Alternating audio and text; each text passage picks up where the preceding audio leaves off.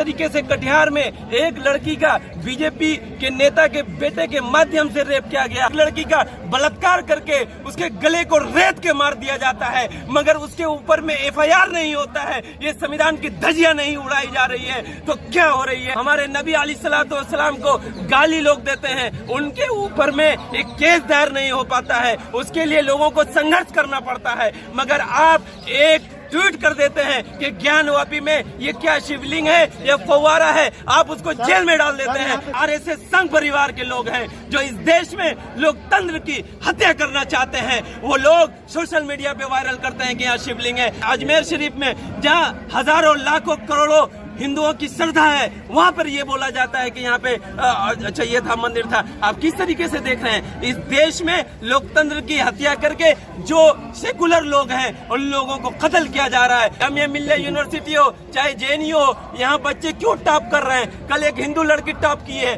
क्यों की है? सिर्फ और सिर्फ रीजन ये है कि शिक्षा सस्ता है और वहाँ गरीब बच्चे आकर के पढ़ सकते हैं। जब आप शिक्षा को प्राइवेट कर देंगे, जब शिक्षा में आप उन लोगों को ला करके ठूस देंगे जिन लोगों को गरीबों से मतलब नहीं है, जिन लोगों को शिक्षा से मतलब नहीं है, जिन लोगों को सिर्फ और सिर्फ अपनी कमाई से मतलब है, हम युवा कभी भी शिक्षा को बेचने नहीं देंगे।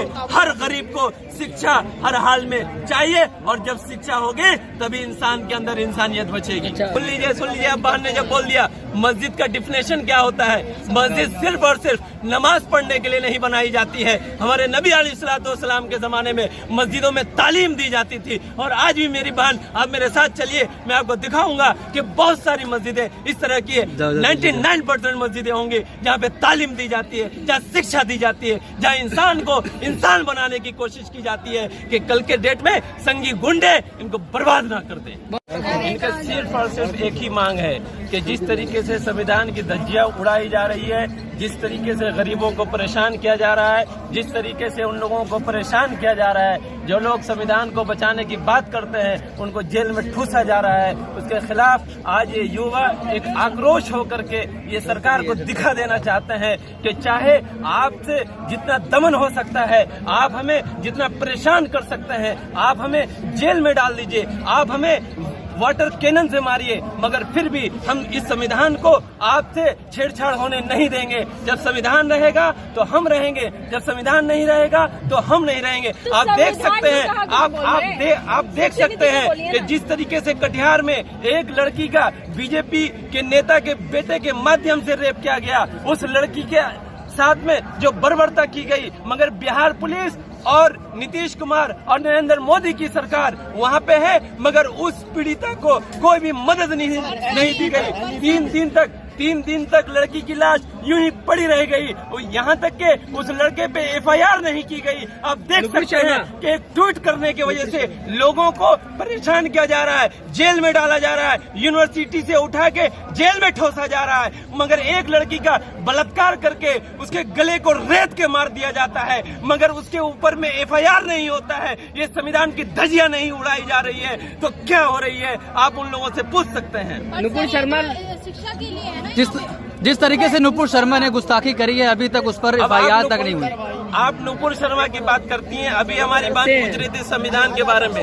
अभी कर्नाटका के एक विधायक ने ये कहा कि इस संविधान को, इस संविधान, भाई साहब सिर्फ FIR हो गई। आप बताइए कि DU के यूनिवर्सिटी रतनलाल जी को सिर्फ एक पोस्ट कर देने की वजह से उठा के जेल में डाल दिया जाता है, मगर उनको जेल में नहीं डाला जाता है क्योंकि वो बीजेपी के विधायक हैं। तो ये संविधान की धज्जियां नहीं उड़ाई जा रही है तो क्या हो रहा है? हमारे नबी अलैहिस्सलाम को गाली लोग देते हैं, उनके ऊपर में एक केस दायर नहीं हो पाता है, उसके लिए लोगों को संघर्ष करना पड़ता है। मगर आप एक ट्वीट कर देते हैं कि ज्ञानवापी में ये क्या शिवलिंग है, ये फव्वारा है, आप उसको जेल में डाल देते हैं। ये संविधान की धज्जियां नहीं उड़ा रहे हैं तो आप कर क्या रहे हैं? जिस तरीके से माननीय न्यायालय की धज्जियां उड़ाई गई, जिस तरीके से माननीय न्यायालय की धज्जियां उड़ाई गई, आप लोग सबको पता होगा कि माननीय न्यायालय ने वह जांच का आदेश दिया था, मगर माननीय न्यायालय में फाइल को सबमिट करने से पहले वो सोशल मीडिया पे वायरल हो जाता है कि वहाँ शिवलिंग है। ये माननीय न्यायालय की धज्जियां नहीं उड़ाई गई। मानते हैं आप शिवलिंग है वहाँ पे?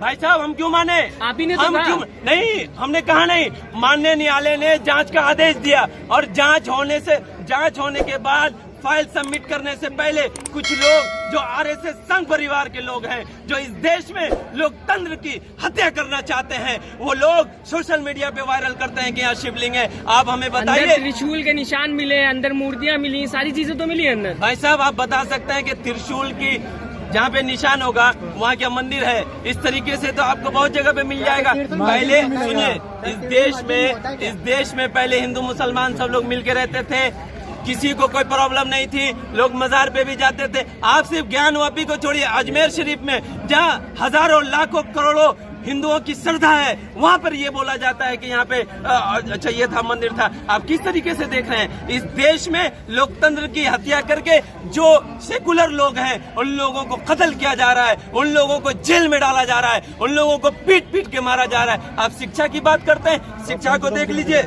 शिक्षा को देख लीजिए। जिस तरीके से अभी ये बनाया गया, कानून बनाया गया है, इस कानून के अंदर क्या गरीब आदमी, या अभी मैं खुद बिहार से आता हूँ, बिहार मदरसा बोर्ड की जो धज्जियां उड़ाई जा रही है, आप एक बात बताइए कि गरीब अगर शिक्षा को महंगा कर दिया जाए तो क्या एक गरीब बच्चा पढ़ पाएगा? जामिया मिल्लिया यूनिवर्सिटी हो चाहे जेएनयू हो, यहाँ बच्चे क्यों टॉप कर रहे हैं? कल एक हिंदू लड़की टॉप की है, क्यों की है? सिर्फ और सिर्फ रीजन ये है कि शिक्षा सस्ता है और वहाँ गरीब बच्चे आकर के पढ़ सकते हैं। जब आप शिक्षा को प्राइवेट कर देंगे, जब शिक्षा में आप उन लोगों को ला करके ठूस देंगे जिन लोगों को गरीबों से मतलब नहीं है, जिन लोगों को शिक्षा से मतलब नहीं है, जिन लोगों को सिर्फ और सिर्फ अपनी कमाई से मतलब है।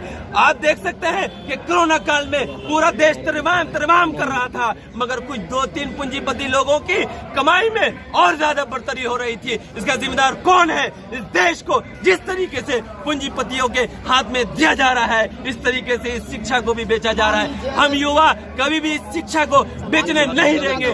हर गरीब को शिक्षा हर हाल में चाहिए, और जब शिक्षा होगी तभी इंसान के अंदर इंसानियत बचेगी। अच्छा, लास्ट क्वेश्चन पूछो। शिवलिंग पर अगर अयोध्या जैसे फैसला कोर्ट का आ जाता है, स्वागत करेंगे? देखिए, हम तो हमेशा से ही हर चीज का स्वागत किए। हम माननीय न्यायालय का, आप देख सकते हैं कि जब बाबरी मस्जिद का फैसला हुआ, तमाम मुसलमानों ने कहा कि माननीय उच्च न्यायालय का जो भी फैसला होगा हम मानेंगे, मगर उसी के बरक्स, उसी के खिलाफ में हिंदुओं ने क्या कहा था? जो लोग तथाकथित लोग हैं, मैं सब हिंदुओं को नहीं बोलता हूँ, तथाकथित लोग हैं, जो लोग पॉलिटिकली मोटिवेटेड लोग हैं, उन लोगों ने क्या कहा था कि अगर कोर्ट मस्जिद के मामले में भी फैसला दे देता है तो भी हम मंदिर बनाएंगे। ये क्या है? हम तो इस देश में हमेशा लोकतंत्र को और माननीय न्यायालय को, माननीय उच्च न्यायालय को मानते हुए आए हैं, और अगर कोर्ट ये फैसला करता है तो भी हम मानेंगे, मगर माननीय न्यायालय से हमारा भरोसा उठ जाएगा। 2800 बताया जा रहा है मस्जिदें हैं जो पहले मंदिर थे, उसको तोड़ के फिर से मंदिर बनाया जाएगा। अरे भाई, जितने भी मुसलमानों के घर हैं सब मंदिर हैं, ठीक है? आप 2800 की क्यों बातें करते हैं? दारुल देवबंद जैसे इतना बड़ा मदरसा है, वहाँ भी जाकर के आप बोल दीजिए कि वहाँ मंदिर था। और भी इस तरीके से नदवतुल उलमा है, और भी बहुत सारे मदारिस हैं, और जाकर के बोल दीजिए। सुन लीजिए, सिर्फ बोलने से कुछ नहीं होता है।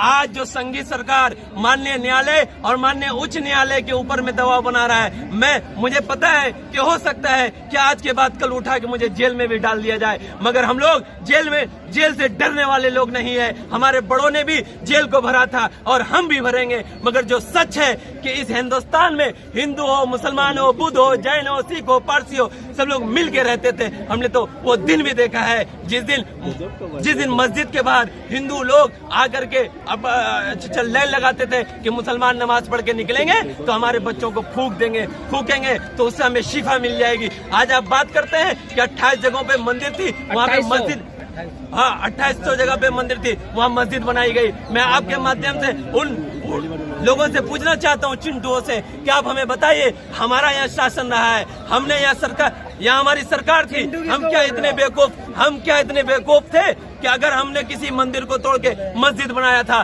तो हम उसे जिसको नाबूद कर देते, उनकी बुनियादों को खत्म कर देते, उनकी बुनियादों को हटा के तब हम मस्जिद बनाते हैं वहाँ। मगर आप देख सकते हैं कहीं भी हमने मंदिरों को नहीं तोड़ा, जहाँ भी हमें जगह मिली वहाँ हमने मस्जिद बनाया, हमारे राजा महाराजाओं ने बनाया। आज आपके पास कोई मुद्दा नहीं है, आप ज्ञानवापी की बात क्यों करते हैं, आप बाबरी मस्जिद की बात क्यों करते हैं और जो है ताजमहल की बात क्यों नहीं करते? हमें बताइए, इस देश में इस सरकार ने पिछले 8 साल में कितने रोजगार दिए, कितने नए यूनिवर्सिटी बनाई, कितने नए स्कूल बनाए, कितने लोगों को रोजगार दिया? जब आप रोजगार की बात करें, मस्जिदों को तोड़ के मंदिर बनवाए जी, औरंगजेब ने मस्जिदों को तोड़ के मंदिर। अरे भाई, मस्जिदों को तोड़ के मंदिर बनाई गई, मंदिर को तोड़ के मस्जिद बनाई गई, क्या आपको रोजगार मिलेगा? आप पढ़ाई करते हैं, आपके माँ बाप बिहार से, बंगाल से, उत्तर प्रदेश से अपना धान चावल गेहूं बेच के आपको यहाँ भेजते हैं कि आप यहाँ पढ़ेंगे और पढ़ के आपको नौकरी मिलेगी। क्या आपको नौकरी मिलती है? आज उन लोगों को नौकरी मिल रही है जो पूंजीपति लोग हैं, जो लोग पढ़े लिख के आकर के 10 लाख 20 लाख रुपया देते हैं, उनको भी बहुत मुश्किल से नौकरी मिल रही है। हम युवाओं को मस्जिद मंदिर से हटके हमें नौकरी की बात करनी चाहिए, हमें स्कूल की बात करनी चाहिए, हमें यूनिवर्सिटी की बात करनी चाहिए। आप हमें बताइए कि इस देश में पिछले 8 साल में कितने यूनिवर्सिटी बने, कितनी नई स्कूलों को बनाया गया? आप बताइए, बिहार में स्कूल बनाया गया और उसी स्कूल को 10+2 का बनाया गया। आप हमारे साथ चलिए, मैं जिस जिले से बिलोंग करता हूँ, मैं जिस गाँव से बिलोंग करता हूँ, उस गाँव का स्कूल का छत गिर रहा है मगर कोई माँ बाप पूछने वाला नहीं है। स्कूल में 10 बच्चे पढ़ने के लिए आते हैं, 100 बच्चों का एडमिशन है, कोई पूछने वाला नहीं है। क्या ये सवाल नहीं होने चाहिए? रोजगार का सवाल नहीं होना चाहिए? आपको हिंदू मुसलमान का मटेरियल लेके आप लोगों को जहन को भटकाने की कोशिश की जा रही है। हमारी आप युवाओं से रिक्वेस्ट है कि आप इन चीजों में ना पड़े और आप संविधान को एक हाथ में उठा के। बोल रहे थे कि हम जेल में ना पहले।